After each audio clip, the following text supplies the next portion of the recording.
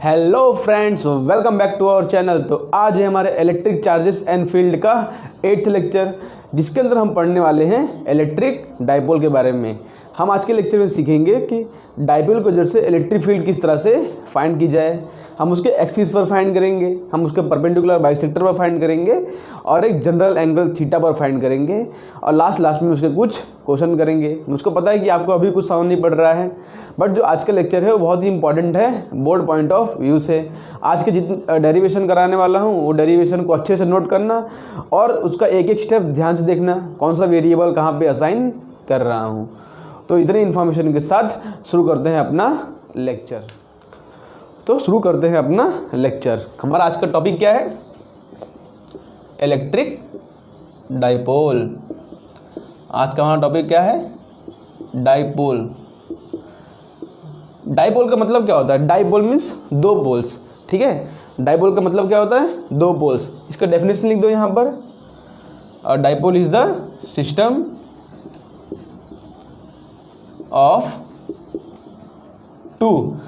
Of two equal point पे ध्यान रखना, equal and opposite, two equal and opposite charges separated by a very small distance, ठीक है। Dipole एक system होता है यहाँ पर, system of two equal and opposite charges. Opposite charges होंगे इसलिए तो उसको हम डाइपोल बोलते हैं, बिकॉज एक का चार्ज प्लस रहेगा, दूसरे का चार्ज हमेशा माइनस रहेगा। Separated by a very small distance means उन दोनों के जो बीच में जो डिस्टेंस होता है वो जनरली बहुत ही स्मॉल होता है, नैनोमीटर्स में होता है, ऐसे पिकोमीटर्स में होता है। उस तरह से उनके बीच में जो डिस्टेंस होता है बहुत ही स्मॉल होता है। तो यहाँ पर हम system of two equal and opposite charges बनाते हैं। देखो यहाँ पर मैं नेगेटिव चार्ज बनाता हूँ इस तरह से, ये माइनस क्यू है मेरा, और इस तरह से यहाँ पर है मेरा प्लस क्यू, ठीक है। इस तरह से मेरा है प्लस क्यू और ये है मेरा सेंटर पॉइंट, ठीक है। ये मेरा सेंटर पॉइंट है, इसको मैं ओ से डिफाइन कर देता हूँ, ठीक है। ओ ये मेरा है सेंटर पॉइंट दो डाइपोल के बीच में। ये क्यू माइनस क्यू है चार्ज, ये प्लस क्यू चार्ज है, इसलिए बन गया डाइपोल का सिस्टम। अब देखो यहाँ पर मैं एक पहला वेरिएबल डिफाइन करता हूँ। यहाँ पर एक्चुअली इन दोनों के बीच में मैं डिस्टेंस जो है मैं ए ले सकता था, ठीक है। कोई भी डिस्टेंस मैं यहाँ पर ए ले सकता था, लेकिन मैं यहाँ पर डिस्टेंस यहाँ से ले रहा हूँ। ये डिस्टेंस है मेरा ए और ये डिस्टेंस है मेरा ए। अब ये यहाँ से ए लेने का रीज़न है, एक्चुअली आज के जितने भी डेरिवेशन होंगे या डाइपोल के जितने भी क्वेश्चंस होते हैं उसके अंदर जो हमारा कहीं जैसे यहाँ पर हमको इलेक्ट्रिक फील्ड फाइंड करना हो यहाँ पर, तो वो पॉइंट जनरली हम सेंटर से लेते हैं। हम पॉइंट कहाँ से लेते हैं? सेंटर से। तो अगर मैं सेंटर से अगर पूरे को मैं ए बोलता तो इसको a/2 बोलना पड़ता है, a/2, तो डेरिवेशन में कॉम्प्लिकेशन क्रिएट करता है। इसलिए हमने ऐसे डिफाइन ही कर दिया कि जो हमारा डिस्टेंस रहेगा, हम वेरिएबल डिफाइन कर रहे हैं ए डिस्टेंस, वो कहाँ से रहेगा? सेंटर से। मीन्स चार्जेस के बीच में टोटल डिस्टेंस कितना होगा? चार्जेस के बीच में जो टोटल डिस्टेंस होगा वो होगा 2a, और सेंटर से ए पॉइंट तक ये प्लस क्यू चार्ज है और सेंटर से माइनस ए पॉइंट पर माइनस क्यू चार्ज है, और चार्जेस का जो मैग्नीट्यूड है वो भी इक्वल है। हम जनरली हमेशा पॉइंट कहाँ से लेंगे? सेंटर से। ये पॉइंट आपको याद रखना है। और इसी हमारा टर्म डिफाइन होता है डाइपोल मोमेंट। हमारा टर्म क्या डिफाइन होता है यहाँ पर? Dipole moment. यहाँ पर लिखता हूँ मैं डाइपोल मोमेंट, ठीक है। डाइपोल मोमेंट एक टर्म होता है जो कि हम किसको बोलते हैं? डाइपोल मोमेंट इक्वल टू, देखो, product of any of the charges, मतलब कोई भी एक चार्ज का कोई एक चार्ज ले लो यहाँ पर, magnitude of any charge into distance between the charges, यही होता है हमारा डाइपोल मोमेंट। डाइपोल मोमेंट क्या होता है? कोई भी एक चार्ज ले लो और उसको उसके बीच में से डिस्टेंस से मल्टीप्लाई कर दो। ये P हमारा डाइपोल मोमेंट, Q क्या है? एनी चार्ज, बिकॉज यहाँ पर दोनों चार्ज तो इक्वल ही हैं। तो आप कोई भी चार्ज ले लो, हमको तो उसका मैग्नीट्यूड लेना है, एनी चार्ज।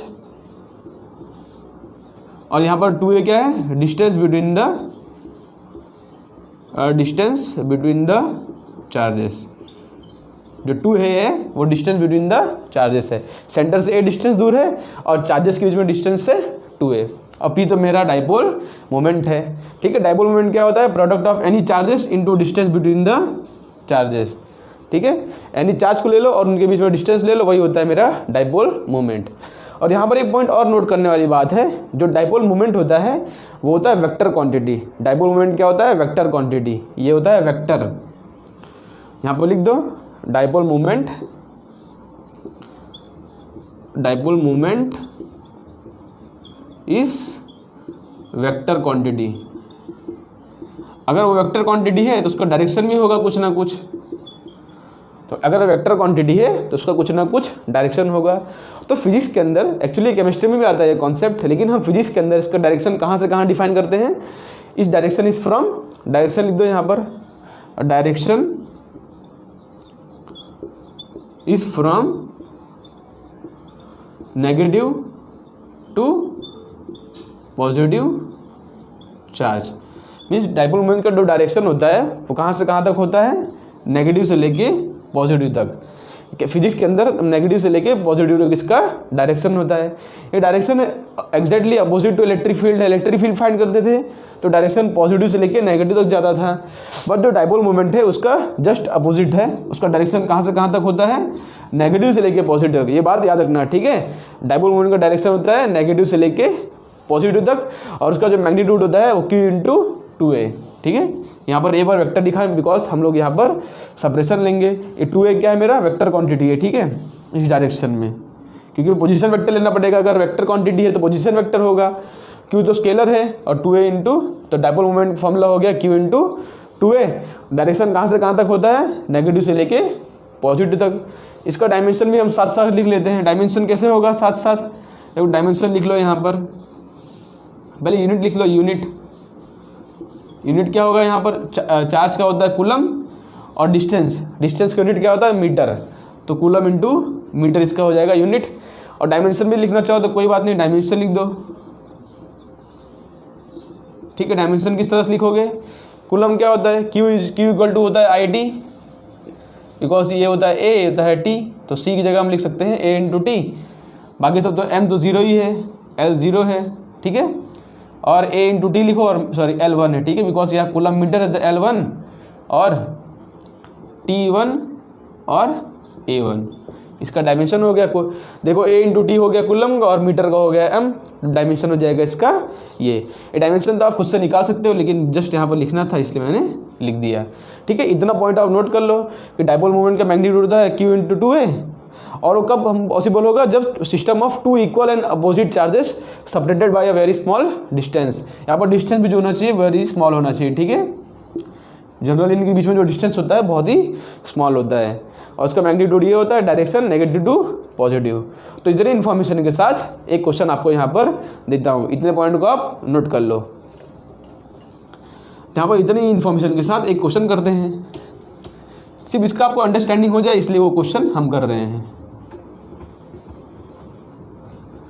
देखो क्वेश्चन यहाँ पर क्या है, देखो पहला क्वेश्चन, इतनी इन्फॉर्मेशन के साथ हमारे पास सपोज यहाँ पर एक ट्रायंगल है, हमारे पास है एक ट्रायंगल, ठीक है। यहाँ पर हमारे पास +Q चार्ज है, यहाँ पर हमारे पास +Q चार्ज है, और यहाँ पर हमारे पास है -2Q चार्ज, ठीक है। यहाँ पर +Q charge -2Q charge. Question मेरा क्या है यहाँ पर?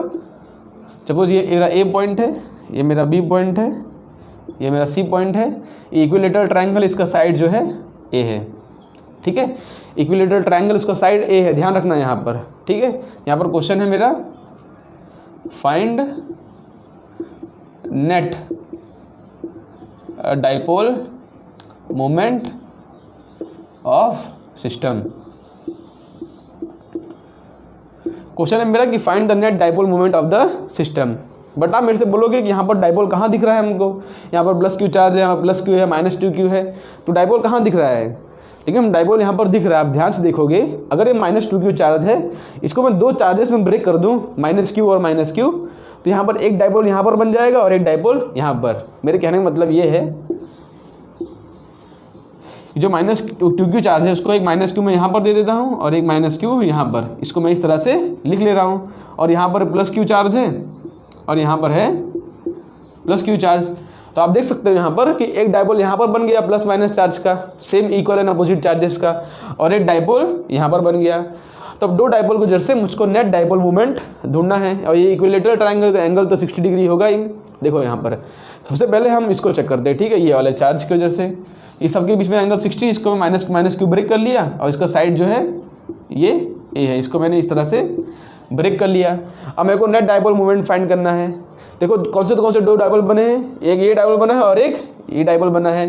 ये जो डाइपोल है नहीं, बिकॉज ये तो दोनों पॉजिटिव हैं, यहाँ पर दो ही डाइपोल बने हैं इस तरह से।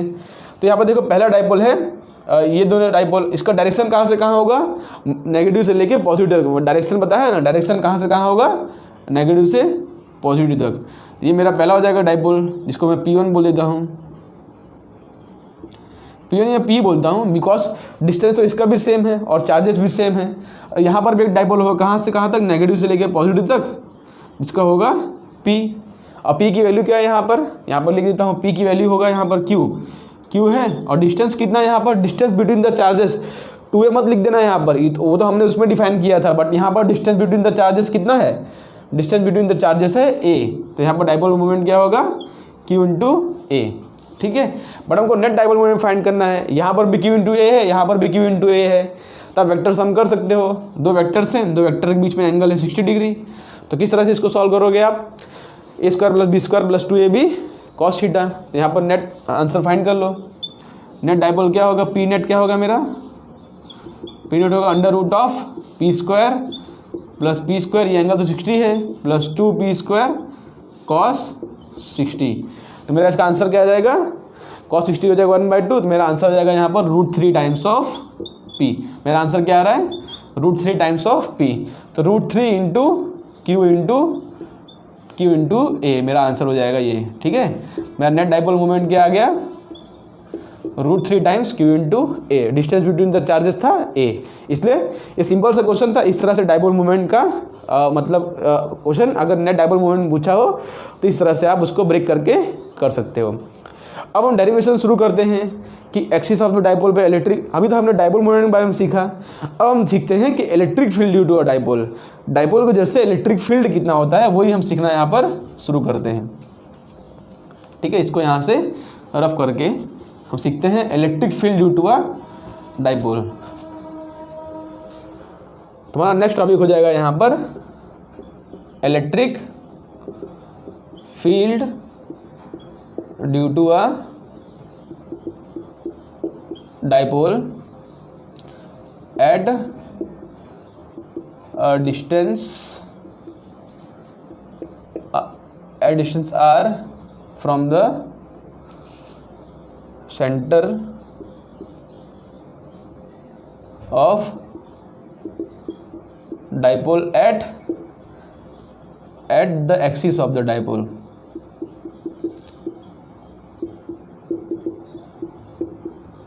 ठीक है, पहले हम डाइपोल मोमेंट फाइंड करेंगे, electric field due to a dipole at a distance r from the centre from at the axis of the dipole. ठीक है, इसको हम बोलते हैं एक्सियल पॉइंट। ठीक है, एक्सियल पॉइंट, या किसी किसी बुक में एंड ऑन पोजीशन भी लिखा रहता है इस तरह से, एंड ऑन पोजीशन। जो भी बोला हो उसको हम समझ लेना कि आपको एक्सिस पर डाइपोल मोमेंट पूछा है।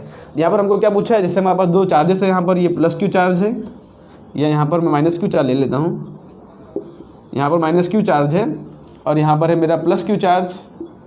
ठीक है, इन दोनों बीच में हमने डिस्टेंस क्या असाइन किया है, ये मेरा सेंटर पॉइंट है O, यहाँ से डिस्टेंस है मेरा A, ये डिस्टेंस है मेरा A। ठीक है, ये डाइपोल का सिस्टम दे दिया है। बोला क्या है, electric field due to a dipole at distance r from the centre of dipole. r कहाँ से लेना, सेंटर ऑफ द डाइपोल से लेना, यही बात आपको याद रखना है। यहाँ पर सेंटर ऑफ द डाइपोल से मैं r डिस्टेंस पर, यहाँ पर ये मेरा r डिस्टेंस है, यहाँ पर इसी पॉइंट पर मेरे को इलेक्ट्रिक फील्ड फाइंड करना है। ठीक है, इसी पॉइंट पर मेरे को इलेक्ट्रिक फील्ड फाइंड करना है, ये सिस्टम ऑफ द डाइपोल के वजह से। ये मेरा एक्सियल पॉइंट है, याद रखना क्या है मेरा ये एक्सियल पॉइंट। तो यहाँ पर हम शुरू करते हैं। देखो इस पॉइंट पर अगर इलेक्ट्रिक फील्ड फाइंड करना है मेरे को, दो चार्जेस की वजह से, ये प्लस क्यू चार्ज है, ये माइनस क्यू चार्ज है। तो प्लस क्यू चार्ज की वजह से सपोज यहाँ पर मैं लिखता हूँ इलेक्ट्रिक फील्ड जो होगा, सपोज मैं लिखता हूँ electric field due to a plus Q charge यहाँ पर, और minus Q charge because minus Q charge का जो डिस्टेंस है वो ज़्यादा है, क्योंकि डिस्टेंस ज़्यादा है तो उसका इलेक्ट्रिक फील्ड का जो मैग्नीट्यूड होगा वो कम होगा। यहाँ पर उसको मैं थोड़ा छोटा ड्रॉ करता हूँ इस तरह से। डेफिनेटली जीरो तो होगा नहीं, बिकॉज देखो ये प्लस क्यू, देखो दोनों चार्ज का मैग्नीट्यूड तो सेम ही है, दोनों प्लस क्यू, ये माइनस क्यू है प्लस क्यू है, बट मैग्नीट्यूड तो सेम ही है, ये क्यू है ये भी क्यू है, ठीक है। लेकिन ये चार्ज देखो ये पॉइंट से ये चार्ज नज़दीक है, ये कितना दूर है ये पॉइंट से, देखो ये है, ये टोटल आर है, ये इतना ए है, तो ये हो जाएगा आर माइनस ए। ये प्लस क्यू चार्ज जो है आर माइनस ए डिस्टेंस पर है, और ये माइनस क्यू चार्ज जो है आर प्लस ए डिस्टेंस पर है, मीन्स ये चार्ज ज़्यादा दूर है, तो इसका जो इफेक्ट आएगा वो कम आएगा, बिकॉज इलेक्ट्रिक फील्ड क्या होता है, electric field inversely proportional to the square of the distance होता है, ठीक है। तो इसका इफेक्ट जो होगा वो कम आएगा। तो यहाँ पर लिखो ई प्लस जो है वो ज़्यादा होगा और ई माइनस जो है वो कम होगा, बिकॉज नेगेटिव चार्ज की वजह से इफेक्ट जो है कम आएगा। तो यहाँ पर अगर मुझको इलेक्ट्रिक नेट फाइंड करना होगा तो दोनों एक्जैक्टली अपोजिट डायरेक्शन में है, तो हम डायरेक्टली सेपरेट कर सकते हैं। तो ई नेट क्या होगा मेरा, E due to positive charge minus of E due to negative charge.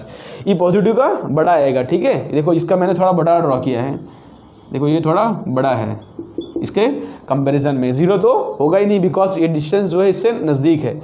यहाँ पर लिखता हूँ मैं, तो मेरा E due two plus charge क्या हो जाएगा, लिखो यहाँ पर ई प्लस क्या हो जाएगा मेरा, यहाँ पर लिख देता हूँ ई ड्यू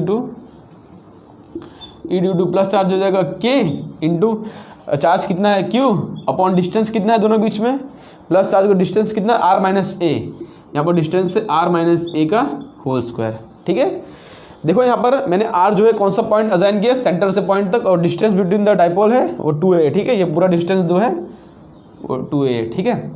यहाँ पर अगर डाइपोल मूवमेंट में लिखूँ, डाइपोल मूवमेंट तो हो जाएगा q इंटू 2a, इतना बात तो आप याद रखना, ठीक है। इसको हम बाद में यूज़ करेंगे, अभी हम यहाँ पे डेरिवेशन कर रहे हैं। और ई ड्यू टू नेगेटिव चार्ज क्या हो जाएगा, यहाँ पर नेगेटिव चार्ज हो जाएगा के into Q upon negative charge कितना दूर है यहाँ पर डिस्टेंस इससे, देखो इतना पूरा आर है और ये ए है, तो यहाँ पर हो जाएगा आर प्लस ए का होल स्क्वायर। होप करता हूँ आपको ये पॉइंट समझ पड़ रहा होगा यहाँ पर। तब ई ड्यू टू प्लस चार्ज, देखो यहाँ पर हमको ई नेट फाइंड करना है, तो प्लस चार्ज को जैसे इलेक्ट्रिक फील्ड रहेगा के Q upon are minus A का होल स्क्वायर माइनस उसके वजह से क्या आएगा मेरा K Q upon are plus A का होल स्क्वायर, ठीक है। तो इस तरह से आ रहा है इलेक्ट्रिक फील्ड यहाँ पर। अब इसको हम फाइंड करते हैं, अब तो सिर्फ मैथमेटिकल स्टेप रह गया है, तो मैथमेटिकल स्टेप्स यहाँ पर लिखते हैं। इसको आप ऊपर डेफिनेशन सब आप लिख लो, ये एक्सियल पॉइंट होता है, इसको एंड ऑन पोजीशन लिखते हैं। इसको यहाँ पर से मैं इसको रफ कर देता हूँ और आगे का स्टेप यहाँ पर करता हूँ, ठीक है। ओके, आगे का स्टेप यहाँ पर करते हैं। यहाँ पर क्या आ रहा है, देखो मैं अगर के क्यू कॉमन लेता हूँ, यहाँ पर देखो मैं डायरेक्ट लिखता हूँ, थोड़ा बहुत आप मैथमेटिक्स के स्टूडेंट हो गए। देखो मैं के क्यू बाहर लिख दिया, अंदर क्या बचेगा, अंदर देखो बचेगा आर माइनस ए का whole square, are plus A का होल स्क्वायर, ठीक है। ऊपर एलसीएम लूँगा तो क्या आ जाएगा यहाँ पर आर प्लस ए का whole square minus R minus A का होल स्क्वायर। तो यहाँ पर ऊपर क्या बच रहा है, आर प्लस ए का whole square minus R minus A का होल स्क्वायर, और नीचे क्या बच रहा है, देखो यह है ए माइनस बी का होल स्क्वायर, ये है ए प्लस बी का होल स्क्वायर। तो नीचे क्या बचेगा, यहाँ पर नीचे बचेगा R square minus A square का होल स्क्वायर।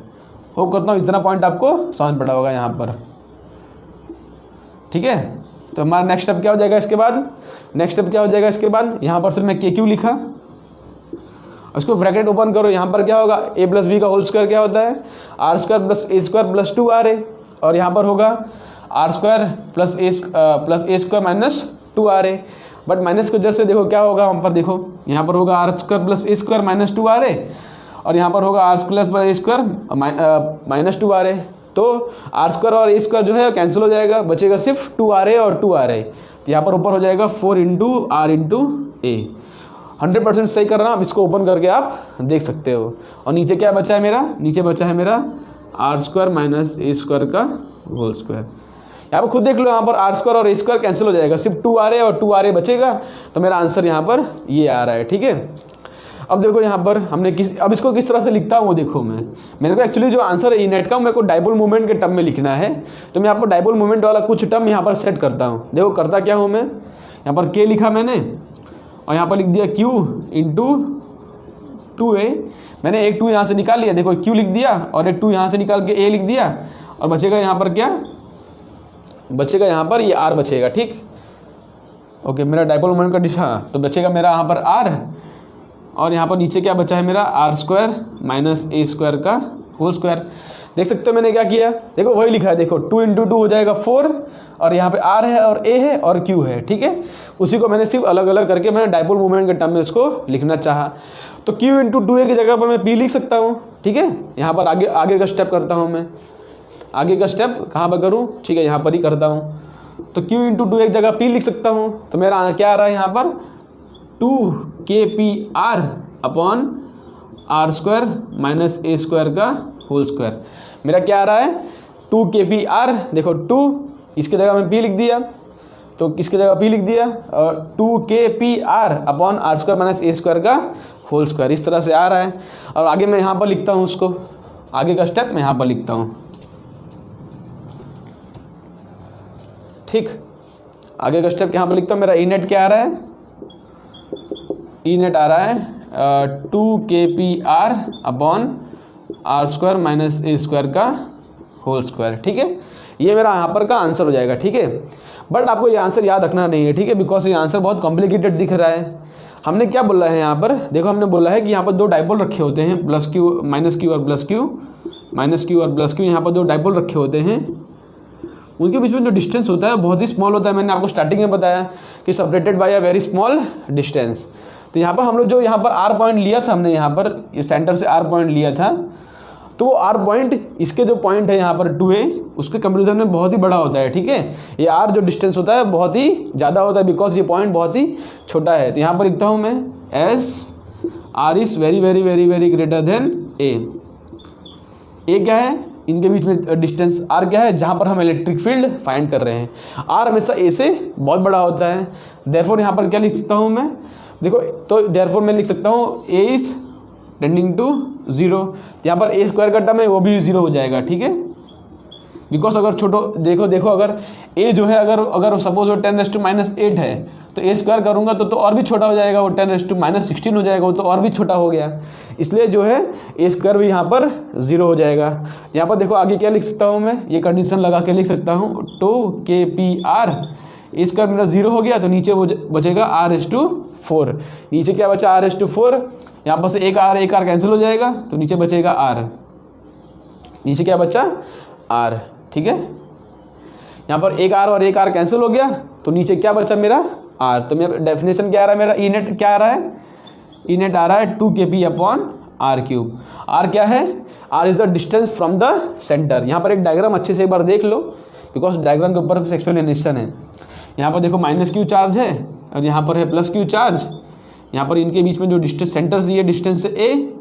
डायग्राम आप जितनी बार ड्रॉ करोगे उतनी बार आपको हमेशा परफेक्शन होगा। R क्या है मेरा, R है मेरा सेंटर पॉइंट से, ठीक है। यहाँ मैं इलेक्ट्रिक फील्ड फाइंड कर रहा हूँ, ये पॉइंट पर, ये मेरा R है 2kP अपॉन R³। तो मेरा ई नेट आ गया।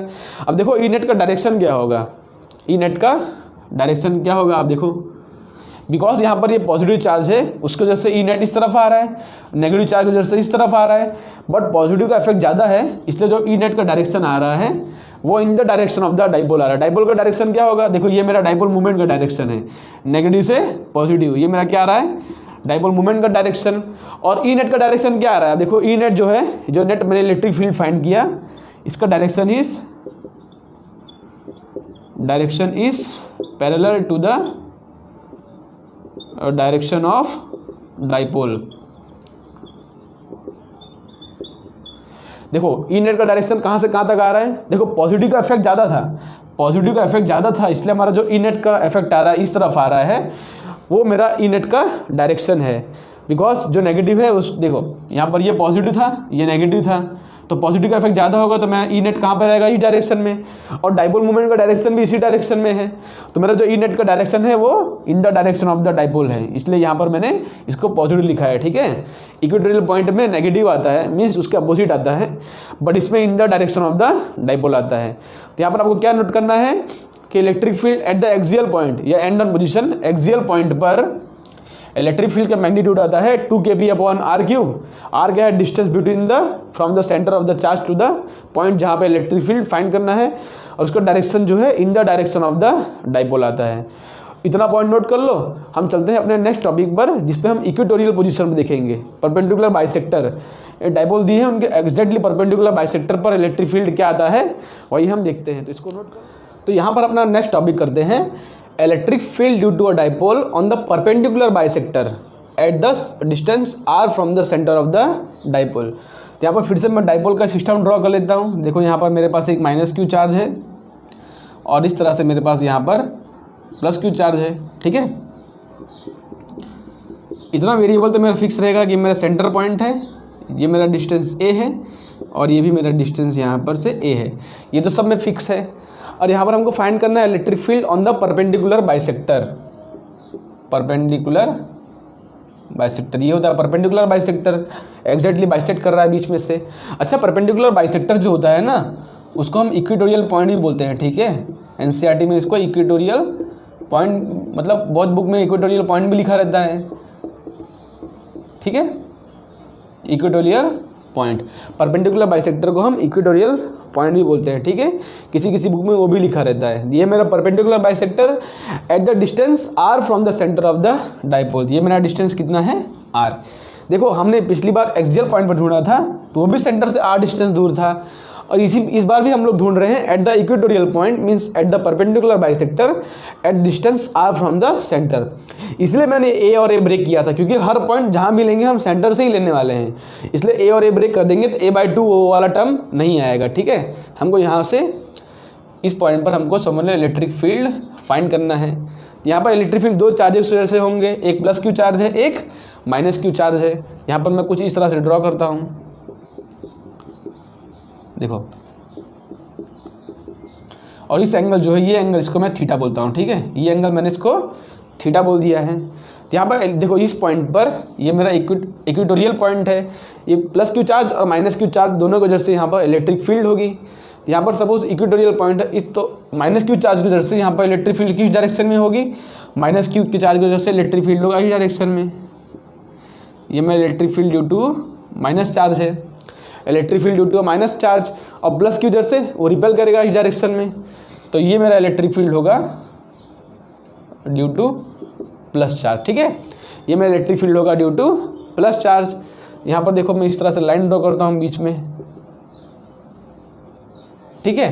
तो इसको मैं अब दो कंपोनेंट में ब्रेक करेंगे। ये मेरा E नेगेटिव है, एक्चुअली E पॉजिटिव और E नेगेटिव दोनों का मैग्नीट्यूड तो सेम ही है। किस तरह से, E पॉजिटिव का मैग्नीट्यूड क्या होगा, K इंटू चार्ज क्या है, Q अपॉन डिस्टेंस कितना है। देखो ये मेरा A है, ये मेरा R है, बट डिस्टेंस कितना है, दोनों यहाँ से लेके यहाँ तक का डिस्टेंस है ये पॉइंट, बट ये डिस्टेंस हमको पता ही नहीं है बिकॉज ये वेरिएबल तो हमने डिफाइन नहीं किया है।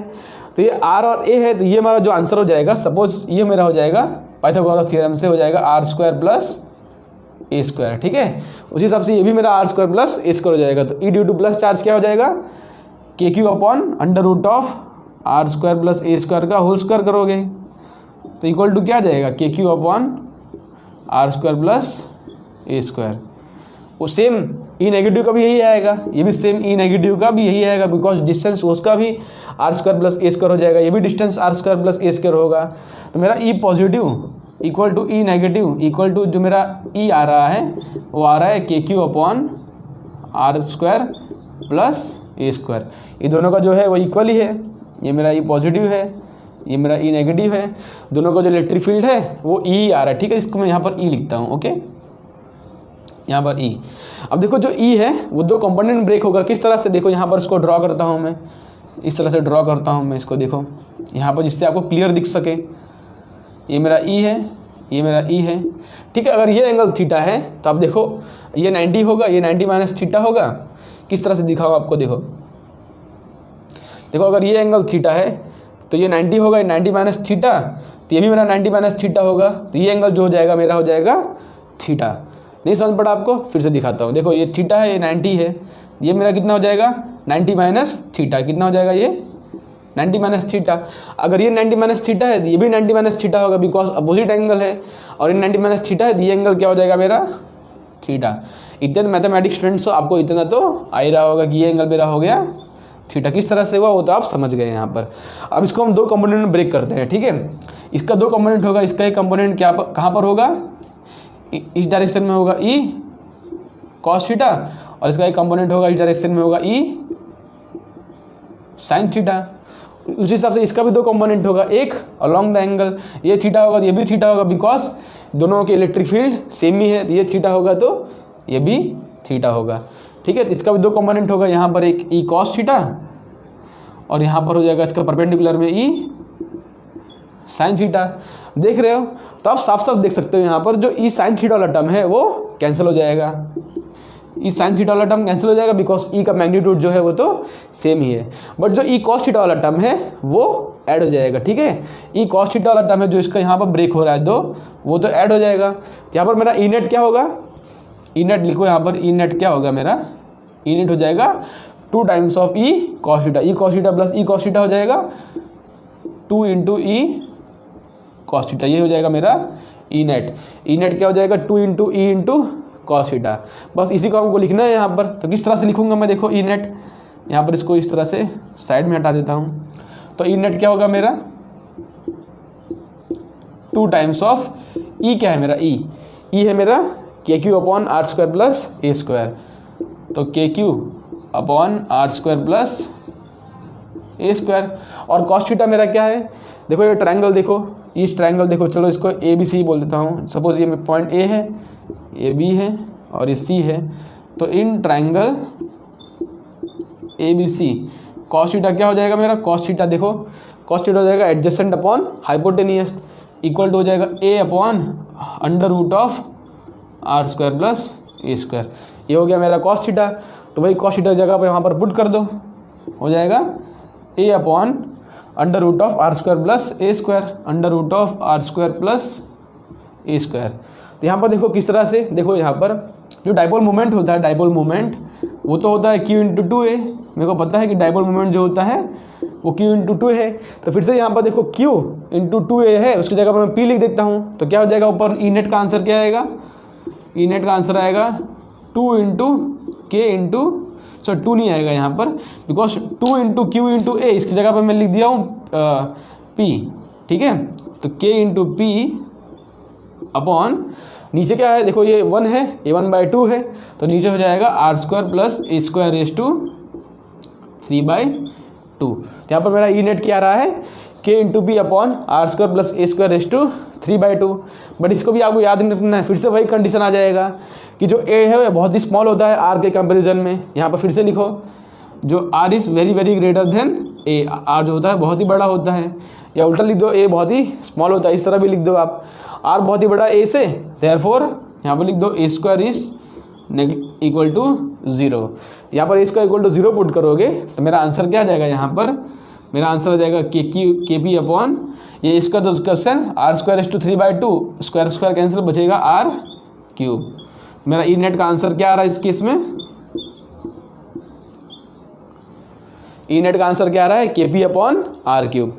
अब इसका एक बार डायरेक्शन भी देख लेते हैं, बिकॉज ये तो वेक्टर क्वांटिटी, डायरेक्शन किस तरफ होगा। देखो यहाँ पर ये जो परपेंडिकुलर कंपोनेंट है वो तो कैंसिल हो गया, और मेरा जो ई नेट का डायरेक्शन आ रहा है उस डायरेक्शन में आ रहा है जो कि आ रहा था 2e cos थीटा।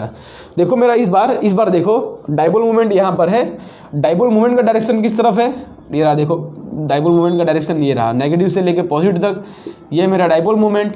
और ई नेट का आंसर क्या आ रहा है, डाइपोल मोमेंट के जस्ट अपोजिट आ रहा है। ठीक है, देखो ई नेट कहाँ पे आ रहा है, इस तरफ, और डाइपोल मोमेंट आ रहा है इस तरफ। तो यहाँ पर जो हमारा डायरेक्शन होगा वो हो जाएगा, देखो यहाँ पर, इसलिए हम यहाँ पर नेगेटिव लगा देंगे। क्यों नेगेटिव लगा देंगे, बिकॉज जो ई नेट का आंसर है वो opposite to the dipole moment है। यहाँ पर लिख दो डायरेक्शन इज एंटी पैरेलल या अपोजिट लिख दो, exactly opposite to direction of dipole. यहाँ पर डायरेक्शन ऑफ जो ई नेट का डायरेक्शन आएगा वो डाइपोल के डायरेक्शन के एग्जैक्टली अपोजिट आएगा। यही बात आपको ध्यान रखना है कि एक्सियल में जो डाइपोल का डायरेक्शन, एक्सियल में जो ई नेट का डायरेक्शन आता है वो डाइपोल मोमेंट के अलॉन्ग आता है, बट जो हम लोग इक्वेटोरियल पॉइंट पर ढूंढें उसमें जो ई नेट का आंसर आता है वो डाइपोल मोमेंट के अपोजिट होता है। यहाँ पर वेरिएबल क्या है, आर जो है वो सेंटर ऑफ द डाइपोल से डिस्टेंस है, ये मेरा आर है। ठीक है, और पी जो है मेरा डाइपोल मोमेंट है जिसका वैल्यू होता है क्यू इंटू 2 है, और के तो कांस्टेंट है, के तो 1/4πε0 होता है। ठीक है, वो तो पता ही है आपको। तो ये था मेरा परपेंडिकुलर बाइसेक्टर का डेफिनेशन या डेरिवेशन। इसको आप अच्छे से नोट कर लो और इसको 2-3 बार प्रैक्टिस कर लो। जो पॉइंट नहीं समझ पड़ा इसको वापस से रिवाइंड करके देखो। ठीक है, तो यहाँ पर ये पॉइंट को रफ कर देता हूँ। अब मैं एक जनरल एंगल थीटा लेता हूँ। ठीक है, यहाँ पर हमने एक बार एक्सियल पॉइंट पर किया, एक बार इक्वेटोरियल पॉइंट पर किया, बट सिर्फ यही दो पॉइंट थोड़ी होते हैं, कोई भी हम रैंडमली पॉइंट ले सकते हैं ना स्पेस में, तो वो पॉइंट की वजह से डाइपोल मोमेंट या ई नेट किस तरह से आता है वही हम यहाँ पर देखते हैं। तो यहाँ पर से इसको मैं रफ कर देता हूँ। देखो अभी तक हमने क्या पढ़ा यहाँ पर कि एक्सियल पॉइंट हो, अगर एक्सियल पॉइंट हो तो ई नेट की आंसर आता है 2kp अपॉन आर क्यूब। और डायरेक्शन कहाँ पर आता है, डायरेक्शन इज अलॉन्ग या पैरेलल टू डाइपोल, अलॉन्ग या पैरेलल लिख देता हूँ, ठीक है, पैरेलल टू डाइपोल, ठीक है। डाइपोल का जो डायरेक्शन रहेगा वही डायरेक्शन में हमारा ई नेट आता है। और हमारा अगर इक्वेटोरियल पॉइंट हो, equatorial means perpendicular bisector point हो, तो ई नेट या और परपेंडिकुलर बाइसेक्टर, ठीक है, ये वाला पॉइंट हो तो ई नेट की वैल्यू क्या आती थी यहाँ पर, ई नेट की वैल्यू आती है -kp अपॉन, माइनस इसलिए लिख रहा हूँ बिकॉज इसका जो डायरेक्शन आता है यहाँ पर, इसका जो डायरेक्शन आता है लिख दो यहाँ पर, डायरेक्शन इज अपोजिट या anti parallel to dipole. Means अगर डाइपोल का डायरेक्शन इस तरफ है तो मेरा जो ई नेट का आंसर आएगा इसमें इस तरफ आएगा। और यहाँ पर जो है ई नेट और डायरेक्शन, डाइपोल का डायरेक्शन जो है वो सेम ही आता है। इतना पॉइंट हमने यहाँ पर देख लिया है, ठीक है। ये पॉइंट आपको अच्छे से ध्यान रखना है। तो अब हम करते हैं एक जनरल एंगल थीटा पर। ये पॉइंट आपने नोट कर लिया, तो हम एक जनरल एंगल थीटा पर करते हैं, ठीक है। मीन्स हमको अब कोई भी पॉइंट दे दिया स्पेस में और पूछ लिया हमको कि उसके जैसे हमको डाइपोल मोमेंट फाइंड या ई नेट फाइंड करके दिखाओ। यहाँ पर हमारा नेक्स्ट टॉपिक हो जाएगा electric field due to dipole at any point in space. अब स्पेस में कोई भी पॉइंट बोला हो तो उसके वजह से हमको इलेक्ट्रिक फील्ड फाइंड करनी हो तो हम किस तरह से फाइंड करेंगे। देखो यहाँ पर फिर से मैं सिस्टम ऑफ चार्ज बनाता हूँ। ये मेरा यहाँ पर हो जाएगा मेरा नेगेटिव चार्ज और यहाँ पर हो जाएगा मेरा पॉजिटिव चार्ज। ये हो जाएगा मेरा डाइपोल मोमेंट का डायरेक्शन, ये है मेरा डाइपोल मोमेंट, ठीक है। और सेंटर से ये डिस्टेंस है मेरा a और ये भी डिस्टेंस है मेरा a, ठीक है। डाइपोल मोमेंट का डायरेक्शन किस तरफ है, नेगेटिव से लेके पॉजिटिव तक। अब हमको स्पेस में कोई भी एक रैंडम पॉइंट सेलेक्ट करना है, ठीक है, रैंडम पॉइंट स्पेस में।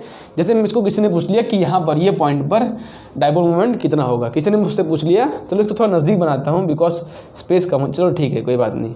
हमको यहाँ पर किसी ने पूछ लिया ये पॉइंट, सपोज ये पॉइंट जो है मेरा P है, हमको पूछ लिया कि P पॉइंट पर डाइपोल मोमेंट कितना होगा। अब P पॉइंट ना ही एक्सियल है ना ही इक्वेटोरियल है, ये तो एक जनरल पॉइंट है। अब P पॉइंट को किस तरह से डिफाइन कर रहा हूँ मैं, देखो उसका डिस्टेंस जो होगा सेंटर से, डिस्टेंस जो होगा सेंटर से वो होगा r। सेंटर से कितना डिस्टेंस होगा r और कितने डायरेक्शन में, at the angle theta, theta लिख रहा हूँ, theta in the direction of the dipole. मेरे को किसी ने पूछ लिया r क्या है मेरा, r is the distance from the centre of the dipole, distance from the centre of dipole. और थीटा क्या है मेरा, थीटा इज द एंगल, देखो थीटा इज द एंगल, देखो यहाँ पर लिख देता हूँ मैं इस तरह से, theta is the angle in the anti clockwise direction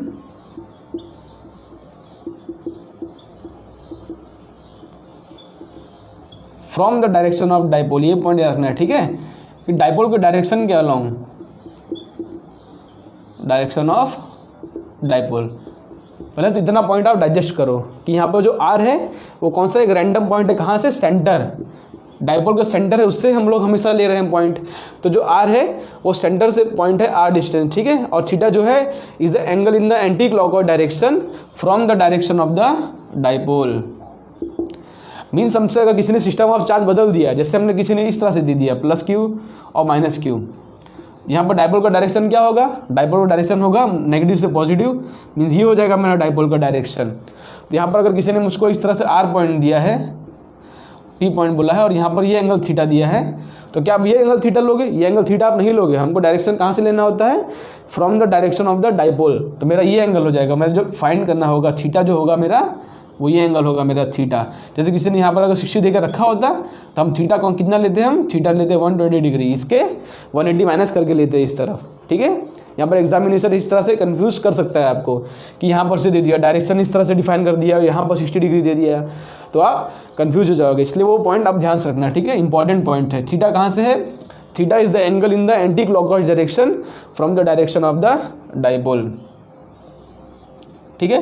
theta कहाँ से? एंटी क्लॉकवाइज डायरेक्शन में डाइपोल के अलॉन्ग में जो एंगल है वो थीटा है। इतना पॉइंट आपने देख लिया। अब हमको यहाँ पर ये पी पॉइंट पर फाइंड करना है ई नेट। तो उसको किस तरह से फाइंड करेंगे? पी पॉइंट पर इलेक्ट्रिसिटी ई नेट क्या करेंगे? हमारे पास जो डाइपोल है ना, ये हमारे पास ये डाइपोल है, इसको हम दो डाइपोल्स में ब्रेक करेंगे। देखो हमारे पास ये डाइपोल है, इसको मैं पी बोलता हूँ, हमारे पास ये डाइपोल है, ठीक है, पी। तो पी को मैं दो डाइपोल्स में ब्रेक करता हूँ, एक आर के अलॉन्ग और एक आर के परपेंडिकुलर। तो किस तरह से ब्रेक करूँगा मैं? देखो यहाँ पर ब्लू पेन से करके दिखाऊँ उसको मैं। देखो यहाँ पर इसको मैं इस तरह से कुछ ब्रेक करूँगा, दिखाता हूँ, रुको। ये मेरा हो गया परपेंडिकुलर टू द, देखो ये समझ, ये परपेंडिकुलर हो गया और एक मेरा हो गया ये वाला। तो जो P है मेरा, देखो ये डाइपोल जो है मेरा P, इसको मैं एक अलॉन्ग द डाइपोल मीन्स एक इसके अलॉन्ग करूँगा ब्रेक और इसके एक परपेंडिकुलर। तो P को दो कंपोनेंट में किस तरह से ब्रेक कर सकता हूँ? मेरा जो ये वाला हो जाएगा, ये वाला ये हो जाएगा मेरा P cos थीटा, समझ पड़ रहा है। और ये वाला जो मेरा जाएगा इसके परपेंडिकुलर जो हो जाएगा डायरेक्शन, इस तरह से ये हो जाएगा मेरा P sin थीटा। इसका डेरिवेशन आराम से कर रहा हूँ जिससे कि आपको अच्छे से समझ पड़ जाए, ठीक है। हमने एक अलॉन्ग द ब्रेक कर दिया, मीन्स सपोज अब ये जो P पॉइंट है इसके लिए एक्सियल पॉइंट हो जाएगा P cos थीटा के लिए, और ये जो ये P पॉइंट है ये P sin थीटा के लिए परपेंडिकुलर पॉइंट हो जाएगा, बिकॉज एक्जैक्टली 90 डिग्री पर है, परपेंडिकुलर बाइसेक्टर पर है। आपको समझ पड़ रहा है? डाइपोल को हमने किस तरह से ब्रेक किया? डाइपोल को हमने एक अलॉन्ग, मीन्स हमने जो आर लिया था उसके अलॉन्ग ब्रेक किया एक डाइपोल, और एक डाइपोल हमने ब्रेक कर दिया उसके परपेंडिकुलर। तो अब देखो हमने एक्सियल पॉइंट पर क्या था, जैसे हमारा डाइपोल था एक्सियल पॉइंट पर, तो देखो अब ये P cos थीटा के लिए, सपोज P cos थीटा एक मेरा नया डाइपोल है, ठीक है। P cos थीटा और P sin थीटा मेरा नया डाइपोल है। तो P cos थीटा लिखो यहाँ पर, नाउ पहले यहाँ पर लिखो हम लोग, we will break dipole into their components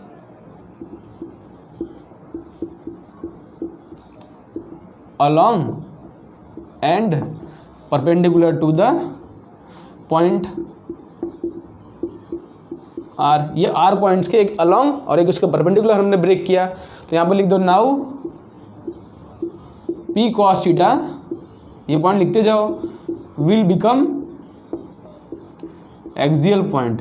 और जो P cos थीटा हो जाएगा वो एक्सियल पॉइंट हो जाएगा इसके लिए, बिकॉज ये है उसके, देखो ये देखो जैसे ये मेरा डाइपोल है, सपोज यहाँ पर एक डाइपोल है तो उसके तो एक्सियल पॉइंट पर है ना P, और जो P sin थीटा जो हो जाएगा मेरा, and P sin theta will become an equatorial point. P sin theta हो जाएगा इक्वेटोरियल पॉइंट बन जाएगा, बिकॉज ये P sin थीटा के परपेंडिकुलर है ना P, देखो उसके परपेंडिकुलर बाइसेक्टर पर है एग्जैक्टली। अगर इसको मैं डाइपोल को इस तरह से घुमा दूं तो P जो हो जाएगा एग्जैक्टली परपेंडिकुलर हो जाएगा, और जो P cos थीटा के ये P जो है उसके एक्सियल पॉइंट है। इतना पॉइंट आप नोट कर लो कि P cos थीटा जो हो जाएगा वो एक्सियल पॉइंट हो जाएगा, और P sin थीटा जो हो जाएगा वो इक्वेटोरियल पॉइंट हो जाएगा। बस इतना ही पॉइंट आपको समझना था, आगे का तो बहुत ही ईजी है। तो बताओ एक्सियल पॉइंट के लिए हमने इलेक्ट्रिक फील्ड क्या निकाला था? Electric field due to axial point, axial point की इलेक्ट्रिक फील्ड आती थी, ई नेट की वैल्यू आती थी, ई नेट की वैल्यू एक्सियल पॉइंट पर क्या आती थी? सपोज ये मेरा P पॉइंट है, यहाँ पर जो मेरा P पॉइंट है ये वाला P पॉइंट पर, तो एक्सियल पॉइंट के लिए ई नेट की वैल्यू क्या आती थी? 2K, और P आती थी, P डाइपोल मोमेंट था, बट यहाँ पर डाइपोल मोमेंट कितना है? P cos theta. यहाँ पर डाइपोल मोमेंट कितना है? P cos थीटा, और डिस्टेंस क्या था?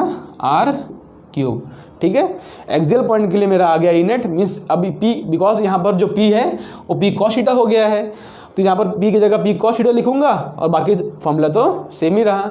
और इसका ई नेट का डायरेक्शन किस तरफ आएगा, ऊपर तरफ रफ कर देता हूँ आपको समझाने के लिए। देखो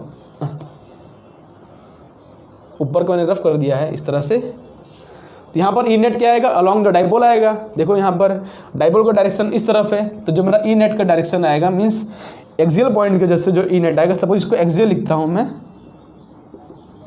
एक्सियल पॉइंट के जैसे जो मेरा ई नेट आ रहा है वो इस तरफ आ रहा है, ये है मेरा E due to axial point.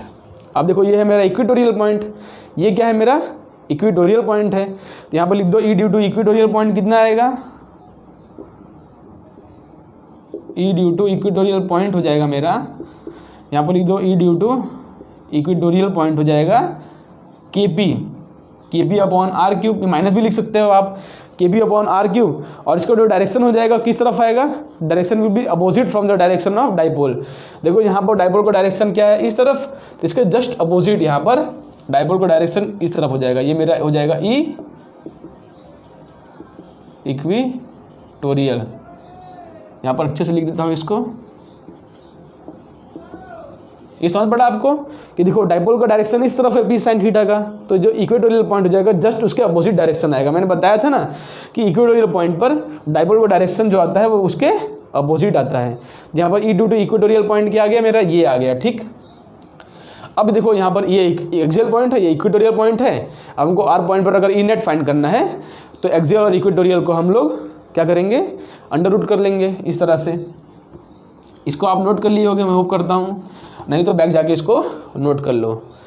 तो यहाँ पर देखो ई नेट क्या होगा मेरा, ई नेट हो जाएगा अंडर रूट ऑफ, देखो यहाँ पर ई नेट क्या हो जाएगा, ये मेरा ई नेट का डायरेक्शन हो जाएगा, ये ई नेट हो जाएगा, इन दोनों का रिजल्टेंट, ये दोनों एक्जैक्टली 90 डिग्री पर हैं, तो ई नेट क्या लिख सकता हूँ मैं, ई ऑफ एक्सियल का whole square plus E of equatorial का होल स्क्वायर।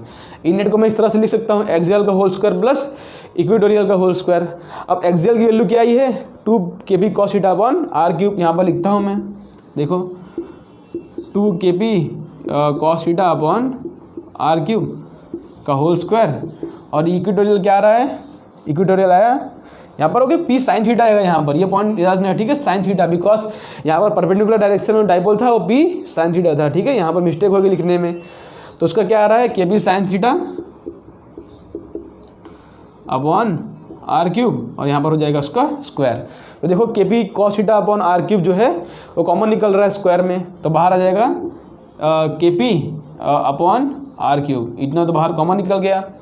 और यहाँ पर बचा है, देखो यहाँ पर बचा है 2 कॉस थीटा का होल स्क्वायर, मीन्स यहाँ पर हो जाएगा 4 कॉस स्क्वायर थीटा, और यहाँ पर बचा है साइन स्क्वायर थीटा, यहाँ पर बचा है साइन स्क्वायर थीटा। तो यहाँ पर मैं कॉस स्क्वायर थीटा और एक साइन स्क्वायर थीटा को 1 लिख सकता हूँ, तो यहाँ पर क्या हो जाएगा मेरा K P upon R cube, एक कॉस स्क्वायर थीटा और एक साइन स्क्वायर थीटा को 1 लिख देता हूँ, तो यहाँ पर 3 कॉस स्क्वायर थीटा बचेगा, तो मेरा क्या आ रहा है 3 कॉस स्क्वायर थीटा प्लस 1।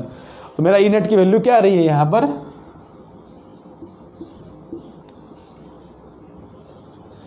ई नेट की वैल्यू क्या आ रही है मेरा 2 K P upon R cube 3 cos theta plus 1। यहाँ पर सब कुछ रफ करके मैं अपना ई नेट का आंसर अब यहाँ पर लिखता हूँ।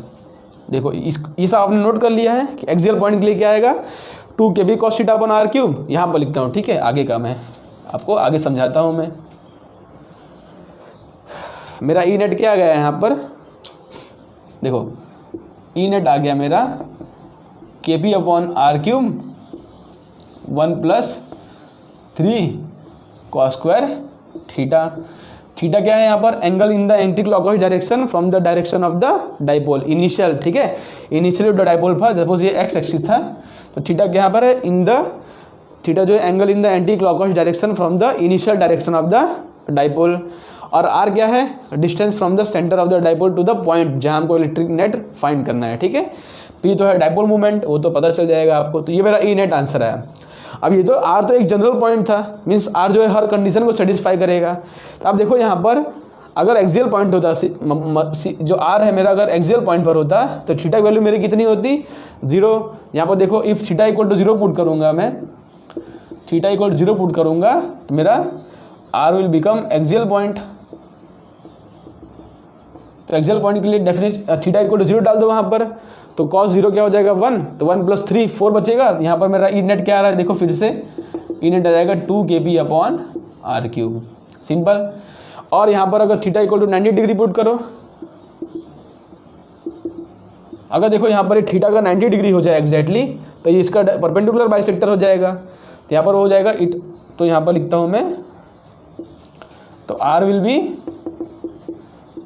बी इक्वेटोरियल पॉइंट, और उसका क्या आ जाएगा ई नेट। यहाँ पर थीटा इक्वल 90 पुट करो तो ये तो 0 हो जाएगा, तो फिर से kb/r³ हो जाएगा। ठीक है, ये देखो हमने वेरीफाई कर लिया, हमने 2 केस फाइंड किया था, उससे हमने वेरिफिकेशन कर लिया कि दोनों करेक्ट है कि नहीं। ठीक है, ई नेट का आंसर क्या आएगा kb/r³, 1 + 3 cos² थीटा इंपॉर्टेंट है। अब यहाँ पर देखो एक और डेफिनेशन, एक और आपको एंगल टर्म दिखाता हूँ। जैसे यहाँ पर जो ये ई नेट है वो एक्सियल डायरेक्शन से अल्फा एंगल बना रहा है। ठीक है, इतने पॉइंट को आप नोट कर लिए। यहाँ पर हमारा लास्ट पॉइंट दिखाता हूँ आपको, फिर हम क्वेश्चंस करेंगे। ठीक है, इतना देर आपने पेशेंस रख लिया, थोड़ा और पेशेंस रख लो। यहाँ पर ये तो मेरा एंगल थीटा है। थीटा क्या है, from the initial direction of dipole से एंगल है आर तक। और यहाँ पर देखो एक्सियल डायरेक्शन से मेरा एक्सियल डायरेक्शन आ गया इस तरफ, एक्सियल डायरेक्शन से जो एंगल बना रहा है अल्फा, अल्फा क्या लिख दो यहाँ, alpha is the angle from the axial direction.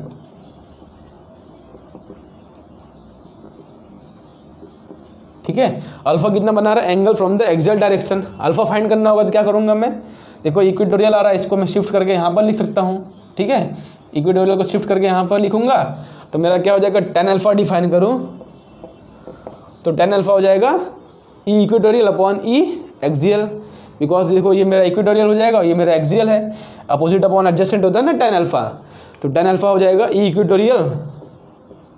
आगे का यहाँ पर रफ कर देता हूँ। ठीक है, इस तरह से इसको मैं रफ कर देता हूँ, तो यहाँ पर tan अल्फा लिखूंगा, देयरफॉर इंपॉर्टेंट है इसलिए यहाँ पर लिख लो इसको। और tan अल्फा क्या हो जाएगा, इक्वेटोरियल अपॉन एक्सियल। तो इक्वेटोरियल की वैल्यू क्या थी, इक्वेटोरियल की वैल्यू थी kb/sin⁡θ/r³। ठीक है, चलो यहाँ पर लिख देता हूँ ई इक्वेटोरियल अपॉन ई एक्सियल। इन दोनों को डिवाइड करोगे तो क्या बचेगा, देखो इन दोनों डिवाइड करोगे तो kb equatorial kb cancel, r³ cancel, यहाँ पर बच रहा है पहले इक्वेटोरियल है ऊपर, तो ऊपर बचेगा sin⁡θ और नीचे बचेगा 2 cos⁡θ। तो tan अल्फा क्या आ रहा है यहाँ पर देखो, therefore tan alpha equal to 1/2 times of tan⁡θ। तो यहाँ पर एक्सियल पॉइंट से मेरे को एंगल फाइंड करना हो, ये अल्फा ई नेट कितना होगा, तो tan अल्फा जो हो जाएगा 1/2 times of theta, mean theta जो एंगल आएगा वहाँ पर उसका 1/2 कर देंगे तो मिल जाएगा मेरे को tan अल्फा। तब मैं आपसे पूछूं सबसे लास्ट पॉइंट, अब मैं आपसे पूछूं जो मेरा ई नेट है वो एक्चुअल डायपोल से कितने एंगल पर है। देखो एक्चुअल डायपोल तो मेरा ये था, हमने इसको 2 कंपोनेंट में ब्रेक किया था। मैं आपसे पूछूं कि ई नेट का जो एंगल है वो एग्जैक्टली एक्स एक्सिस पर, एक्स एक्सिस से कितना एंगल पर है। देखो ये एंगल मेरा थीटा है, देखो ये एंगल मेरा है थीटा, ये एंगल थीटा, ये भी थीटा होगा। तो मेरा जो ई नेट है वो ई नेट मेरा ये है, ई नेट मेरे एक्चुअल डायरेक्शन से कितने एंगल पर है, थीटा प्लस अल्फा। यहाँ पर सबसे लास्ट पॉइंट यहाँ पर लिख दो, देखो समझा रहा हूँ पहले, थीटा जो है वो कहाँ से कहाँ तक एंगल है, डायपोल से लेके आर पॉइंट तक। ठीक है, ये थीटा है। अल्फा कहाँ से है, एक्सियल पॉइंट से लेके ई नेट तक। अब मैं पूछ रहा हूँ कि इनिशियल डायरेक्शन से लेके ई नेट तक का एंगल कितना होगा, तो होगा थीटा प्लस अल्फा। ये मेरा लास्ट पॉइंट है, यहाँ पर लिख लो। ये तो आप नोट कर ही लिए होंगे, cos⁡θ और sin⁡θ वाला। यहाँ पर देखो क्या लिख रहा हूँ मैं, ई नेट का एंगल कितना होगा, E net angle from initial dipole, या तो ऐसे लिख दो फ्रॉम एक्स एक्सिस, कुछ भी लिख दो, फ्रॉम एक्स एक्सिस। तो कितना हो जाएगा मेरा, थीटा प्लस अल्फा। यही सबसे इंपॉर्टेंट था यहाँ पर कि जो ई नेट का एंगल आ रहा है इनिशियल पॉइंट से वो आ रहा है थीटा प्लस अल्फा। खाली अल्फा बोला होगा तो अल्फा एंगल है एक्सियल पॉइंट से और थीटा एंगल है इनिशियल डायपोल से लेके आर तक का। तो यहाँ पर दो आपको याद रखना है कि जो ई नेट की वैल्यू आती है वो आती है KP/R³ 1 + 3 cos² थीटा, और उसका जो एंगल आता है वो आता है थीटा प्लस अल्फ़ा। थीटा तो आपको पता चल जाएगा किस तरह से फाइंड करना है, वो तो दिया रहेगा, या तो फाइंड कर लोगे। और जो अल्फ़ा है 1/2 टाइम्स ऑफ tan थीटा होता है। तो इतना आपने नोट कर लिया, तो इसके बेस पे हम क्वेश्चन करना शुरू करते हैं। होप करता हूँ आपको ये कॉन्सेप्ट जो सिखाया होगा वो आपको समझ पड़ा होगा। अच्छे से नोट कर लो, और अच्छे से अगर रिवाइज कर रहोगे तो आप क्वेश्चन परफेक्टली कर लोगे। तो अब करते हैं अपने 1-2 क्वेश्चन। तो यहाँ पर अपना पहला क्वेश्चन करते हैं, जो कि आपके स्क्रीन पर आ चुका होगा। फटाफट 2 क्वेश्चन हम सॉल्व कर लेते हैं। क्वेश्चन लिखा है an electric dipole is placed along X axis at the origin O. Electric dipole है अलॉन्ग द एक्स एक्सिस, ठीक है। मैं इस तरह से कुछ ड्रॉ करता हूँ, यह मेरा एक्स एक्सिस, और electric dipole is placed at the origin O. A point P is at a distance of x centimetre from the origin. यहाँ पर ठीक है, जो सेंटर है उसका ओरिजिन पर है, और डायपोल कुछ इस तरह से है along the X axis, means dipole का डायरेक्शन है वो कुछ इस तरह से है, ठीक है। ये डायपोल का मेरा डायरेक्शन है P, और ये मेरा सेंटर पॉइंट ओरिजिन, और O से लेके जो डिस्टेंस है डायपोल का वो at point P at a distance x from the origin, ठीक है। ये पॉइंट P है, ठीक है। ये पॉइंट P कहाँ है? At the distance of x, नहीं, at the point distance of 20 centimetre from the origin दिया है। Making angle of π/3 with the x axis. x axis से एंगल कितना बना रहा है वो π/3। If the electric field at P makes an angle of theta with the x axis, ठीक है। चलो, इफ़ द इलेक्ट्रिक मतलब क्या बोल रहे हैं इन लोग, अगर ई नेट जो है वो थीटा एंगल बना रहा है विद द x एक्सिस, तो थीटा क्या होगा? क्वेश्चन पूछा है कि E net, if E net जो है वो थीटा एंगल बना रहा है विद x एक्सिस, ठीक है। जो ई नेट हमारा आंसर आ रहा है वो थीटा एंगल बना रहा है with x axis, then theta कितना होगा? थीटा कितना होगा? ऑप्शन दिया है यहाँ पर π/3 दिया है।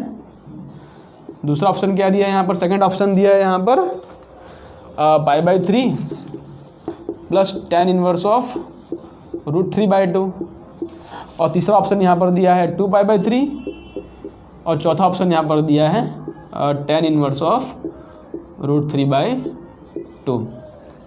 तो यहाँ पर इसको पॉज करके आप ट्राई कर लो, सिंपल सा इसको पॉज करके ट्राई कर लो। देखो ये मेरा डायपोल है यहाँ पर, ठीक है, ये मेरा डायपोल है, और ये मेरा जो ये दिया, सपोज ये मेरा R पॉइंट है, ठीक है। हमको यहाँ पर अब फाइंड करना ई नेट का एंगल, ठीक है, वैल्यू नहीं फाइंड करना, सिर्फ एंगल फाइंड करना है। तो देखो यहाँ पर अगर मैं इस डायपोल को 2 कंपोनेंट में ब्रेक करूँगा तो ये मेरा हो जाएगा ई एक्सियल वाला, जो अलॉन्ग हो जाएगा, ई एक्सियल हो जाएगा, और इसके परपेंडिकुलर मीन्स डायपोल के परपेंडिकुलर इस तरह से आएगा डायपोल। डायपोल को 2 कंपोनेंट ब्रेक करूँगा, लेकिन जो इक्वेटोरियल आएगा उसके अपोजिट डायरेक्शन में आएगा, तो ये हो जाएगा मेरा ई इक्वेटोरियल। और यहाँ पर जो एंगल आता था इसको हमने अल्फ़ा बोला था, ठीक है।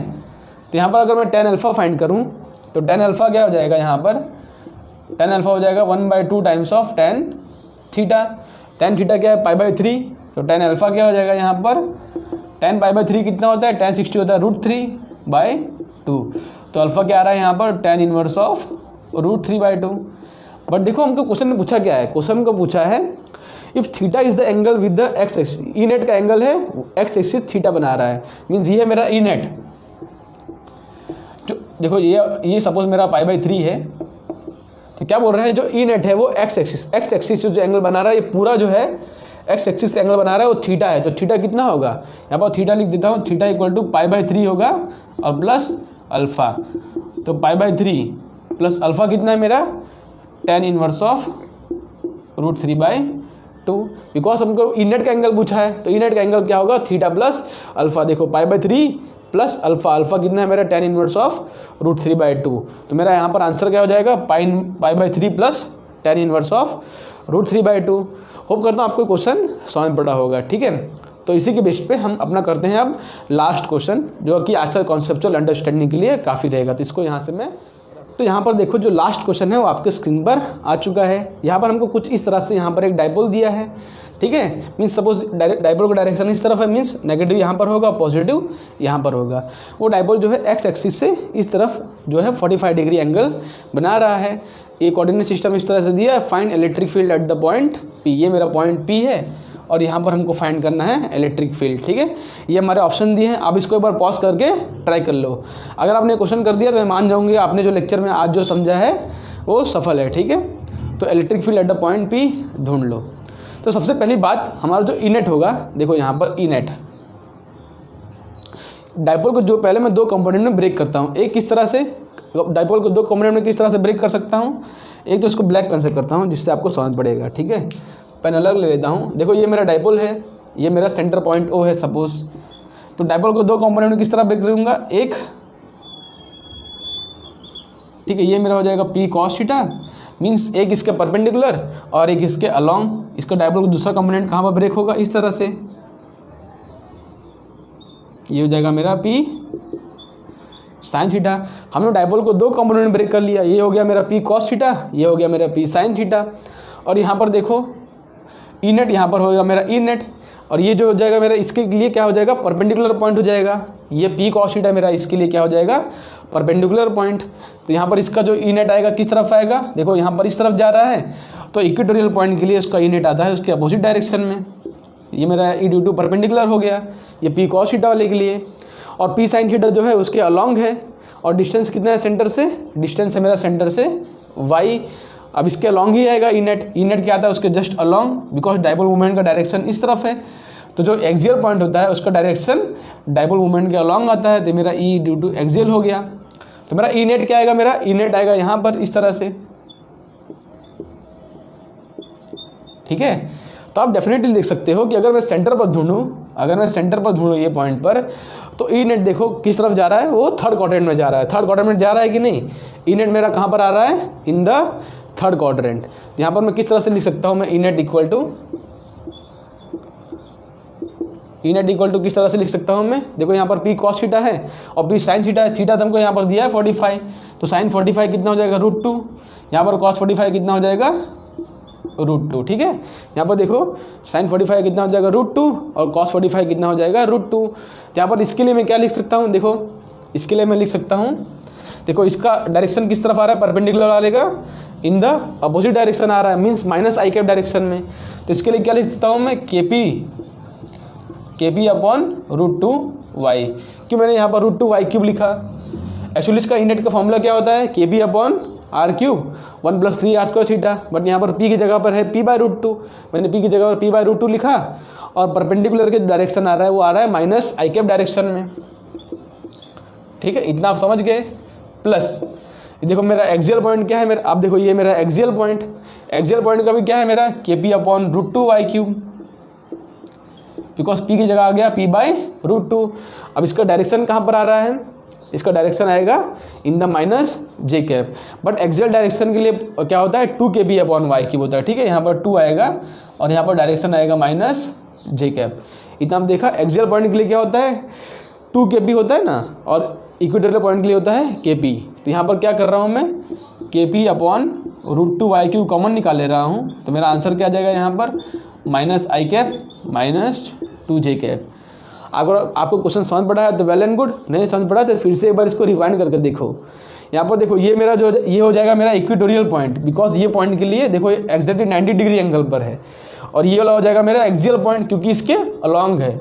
यहाँ पर इसका जो इनेट कहाँ पे आएगा, इनेट एक्सियल पॉइंट के लिए उसके डायरेक्शन में आएगा, और इक्वेटोरियल पॉइंट के लिए उसके अपोजिट डायरेक्शन में आएगा। तो मेरा इनेट कुछ इस तरफ आएगा, जो कि एक्जैक्टली थर्ड क्वाड्रेंट में, देखो थर्ड क्वाड्रेंट में दोनों नेगेटिव होते हैं ना, I और J दोनों नेगेटिव होते हैं ना थर्ड क्वाड्रेंट में, मेरा आ गया इस तरफ से। अब डायरेक्टली ऑप्शन एलिमिनेट करके डायरेक्ट यही ऑप्शन टिक कर सकते थे, बिकॉज डायरेक्शन तो थर्ड क्वाड्रेंट में आ रहा है, यहाँ पर थर्ड क्वाड्रेंट दिया है बट यहाँ पर √2 का टर्म नहीं है। तो मेरा आंसर क्या हो जाएगा, KP अपॉन √2y³ माइनस आई कैप माइनस 2j कैप।